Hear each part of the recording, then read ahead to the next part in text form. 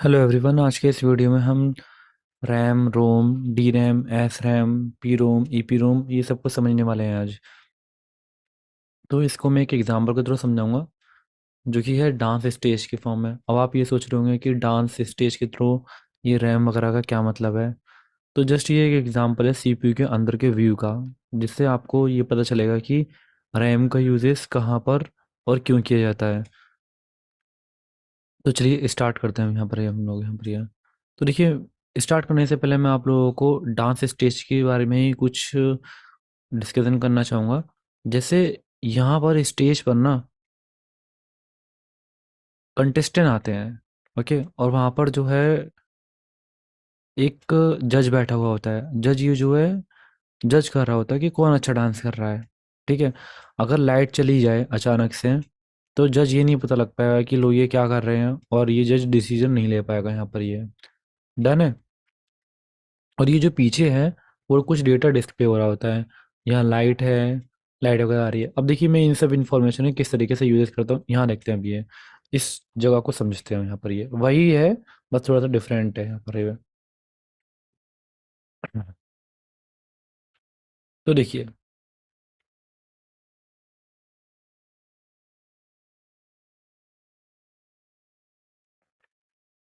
जो आपकी रैम होती है, रैम, वो रैम एक बेसिकली एक स्पेस प्रोवाइड करती है सारे प्रोग्राम्स को रन होने के लिए।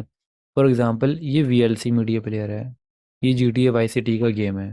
ठीक है ये, और ये एम एस वर्ड की फाइल है। ये अपडेट्स हैं ये आपकी ये। अगर इन फाइल्स को जो है रन होना है तो इनको एक स्पेस चाहिए होगा रन होने के लिए। अब मान लो कि आपकी जो स्पेस है रैम की वो 16 GB है, और 16 GB V L C media player ले रहा है आपका 1 GB, मान लेते हैं। ठीक है। G T vice city आपका ले रहा है 4 GB, अपडेट्स आपके ले रही है 1 GB। खुद ऑपरेटिंग सिस्टम को चलने के लिए भी आपको चाहिए होता है कितना, 4 GB चाहिए होता है ये। और अपडेट्स ने भी आपके लिए 2 GB ले लिए ये। वो तो भी मैंने यहाँ पर डेटा जो इतना हाई फाई लिया है। तो कितने हो गए, 4 और 2 6, और 4 10, और 4 14 15 होगा लगभग ये। ठीक है, मान लेते हैं। ठीक है, अब ये कुछ कैलकुलेशन नहीं करने की ज़रूरत है आपको यहाँ पर। अब यहाँ पर हमने क्या किया, हम मुझे एक नया सिस्टम और लॉन्च करना है। जैसे मुझे वीडियो एडिटिंग करनी है, और मुझे फिल्मोरा को लेकर आना है स्टेज पर।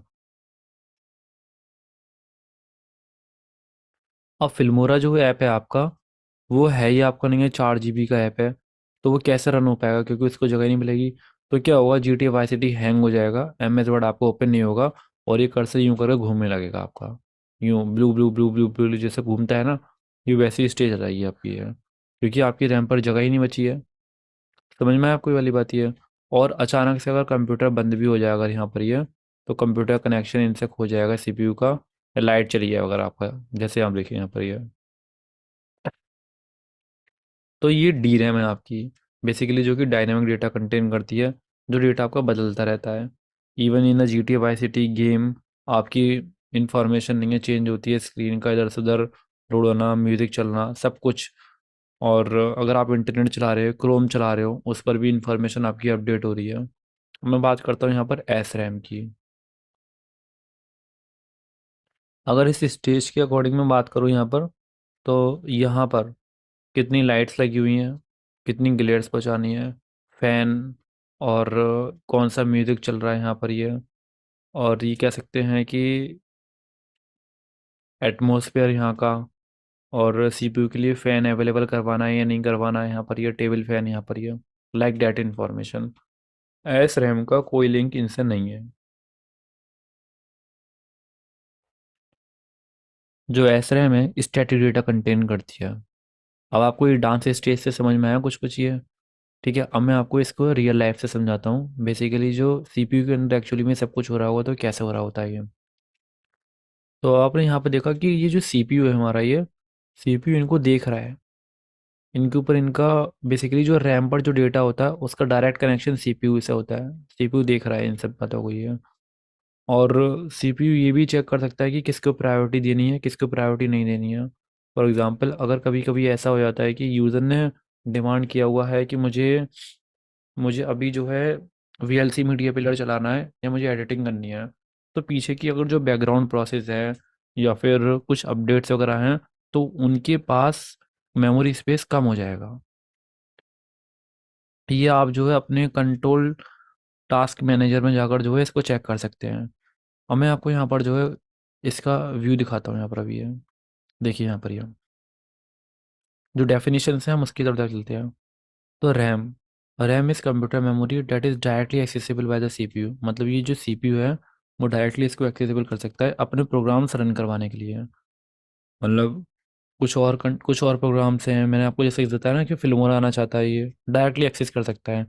इवन इन द अगर हार्ड डिस्क की अगर मैं बात करूं, अगर आपकी हार्ड डिस्क में कोई गाना पड़ा हुआ है, कोई सॉन्ग पड़ा हुआ है, मान लीजिए यहाँ पर आपका सीपीयू है और सीपीयू के अंदर कुछ सॉन्ग वगैरह पड़े हुए हैं, अगर आप चाहते हैं कि वो चलाएं तो उनको भी स्पेस चाहिए होगा। और अगर स्पेस पहले से ही भर चुका है तो मैंने बताया ना कि सीपीयू फिर से घूमने लगेगा। वो कुछ कुछ बैकग्राउंड प्रोसेस को किल करेगा, है ना, और इन उसका इफेक्ट इन पर भी आएगा और इस पर भी पड़ेगा ये। फिर आप क्या करते हो, सारा प्रोग्राम को क्लोज करते हो और देन आगे बढ़ते हो। तो रैम क्या करती है, स्टोर करती है data that is in case of power loss the store information get loss. और मान के चलो कि अगर लाइट चली गई अचानक से, ये गाना वाना सब भूल जाएंगे, कोई गाना वाना नहीं करेगा, अंधेरा छा जाएगा यहाँ पर ये। ठीक है। तो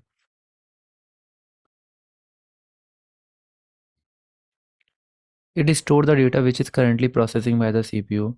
ये रैम वो डेटा स्टोर करती है जो कि सीपीयू करेंटली प्रोसेस कर रहा है। The data which is easily modifiable, जो बदला जा सकता है, are generally stored in the RAM. RAM is of two type, dynamic RAM और एस रैम। तो ये जो डायनेमिक रैम थी मेरी यहाँ पर, ये जो ये वो डेटा कंटेन करती है जो कि हमारा क्या होता है, बदलता रहता है डेटा ये। अब मैं आप लोगों को एस रैम और डी रैम में डिफरेंस बता देता हूँ यहाँ पर ये अभी अभी। देखिए एस रैम, एस का मतलब क्या होता है, स्टैटिक। स्टैटिक चीज़ का मतलब क्या होता है, रुकी हुई चीज़। ये वो टाइप की रैम है जो कि यूज़ करती है सीएमएस टेक्नोलॉजी, जिसके पास क्या होता है 6 ट्रांजिस्टर पर मेमोरी सेल होते हैं। It operates in stand by reading and writing states and is synchronous with the system clock. SRAM is faster than the type of RAM because it can hold data without constant refreshing as long as power is supplied. देखिए अगर मैं real life की example की बात करूं तो S RAM के अंदर कुछ कुछ इंफॉर्मेशन अवेलेबल होती है जो कि फिक्स होती है। जैसे मैंने यहाँ पर एग्जांपल लिया हुआ कंट्रोल पैनल का। अब जैसे आप ये देख रहे हो डेट एंड टाइम, यहाँ पर ये जो आपका नीचे डिस्प्ले होता है टास्क मैनेजर में।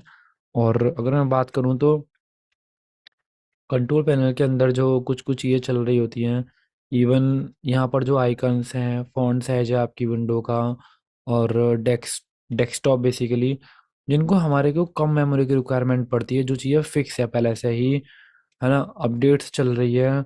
और उसका कुछ माउस का मीनू बार है, समथिंग समथिंग अभी कह सकते हो।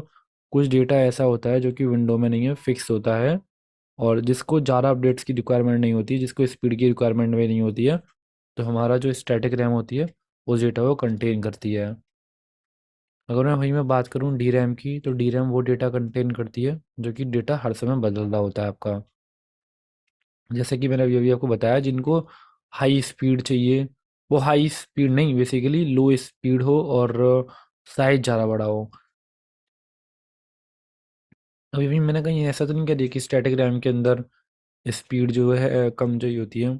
स्पीड जो है स्टैटिक रैम में ज़्यादा हाई चाहिए होती है, क्योंकि ये मतलब ये कह सकते हैं कि आप इसके अंदर जो है साइज कम होने की वजह से स्मॉल स्मॉल टास्क बहुत जल्दी होते रहते हैं एस रैम के अंदर। वहीं डायनेमिक रैम के अंदर जो है प्रोग्राम काफ़ी बड़े बड़े होते हैं, एप्लीकेशन साइज बड़े बड़े होते हैं, तो वहाँ पर हमें परफॉर्मेंस की नीड होती है, साइज की नीड नहीं होती है। तो DRAM is essentially the basic part of a computer system. It has good balance for cost efficiency and large storage available होती है रैम के अंदर। Even though its need constant refreshing, its structure is much simpler and cost much less than that of the RAM. मतलब इसकी structure भी simple होती है और इसकी कॉस्ट भी जो होती है कम होती है एस रैम के कंपैरिजन में। ये हमारी डी रैम यहाँ पर ये। While SRAM, although faster, it used for smaller application requiring a high speed। जहाँ पर हम SRAM की बात करें जो कि यूज़ की जाती है हाई स्पीड के लिए। जब जब हाई स्पीड की बात आती है ना, तो आप ध्यान रखिएगा कि उसमें कॉस्ट आपकी बढ़ती है, क्योंकि हाई स्पीड का मतलब है कि ज़्यादा ट्रांजिस्टर का यूज़ होना। ज़्यादा ट्रांजिस्टर कॉस्टली होते हैं, तो माइक्रो प्रोग्रामिंग करनी पड़ती है उनके अंदर। ओके, तो कॉस्ट बढ़ी जाती है डेफिनेटली। अभी आपको समझ में आया ये एस रैम और इसका खेल। तो यहाँ मैंने कुछ एग्जांपल दिए हुए हैं, जैसे कि पावर ऑप्शंस हैं आपके, जो कि एस रैम के अंदर रखे जाते हैं कि क्या यूज़र ने जो है सेटिंग कर रखी है अपनी पावर की। साउंड सिस्टम है, साउंड की आवाज़ अभी आपने कितनी कर रखी है, या कुछ कुछ इन्फॉर्मेशन में यहाँ पर डिस्प्ले नहीं कर सकता, जो कि ऐसी होती है कंप्यूटर अपने पास रखता है। फायरवॉल सेटिंग है आपकी, और विंडो की थीम की सेटिंग है आपकी, कि कंट्रास्ट है या फिर आपकी थीम किस तरीके की है। बहुत सारी चीज़ें होती हैं। ओके, चलिए आगे बढ़ते हैं। अब आप इस पेज को चाहें तो स्क्रीनशॉट लो, चाहे आप इसको नोट कर लो। यहाँ पर हमने ये बताया हुआ है कि एस रैम और डी रैम का कंपैरिजन। स्पीड की किस में बात करूँ तो स्टैटिक रैम, जो कि कैची मेमोरी, फ्लैश मेमोरी के नियरली इक्वल होती है, ये बहुत फास्टर होती है, ये बहुत एक्सपेंसिव होती है। वहीं डी रैम जो होती है अफोर्डेबल होती है, डायनेमिक रैम, ये स्लोअर होती है। इसकी पावर जो होती है ज़्यादा होती है, इसकी पावर लेस होती है। इसको मतलब पावर लेस पावर चाहिए होती है, क्योंकि हाई फाई प्रोग्राम नहीं होते।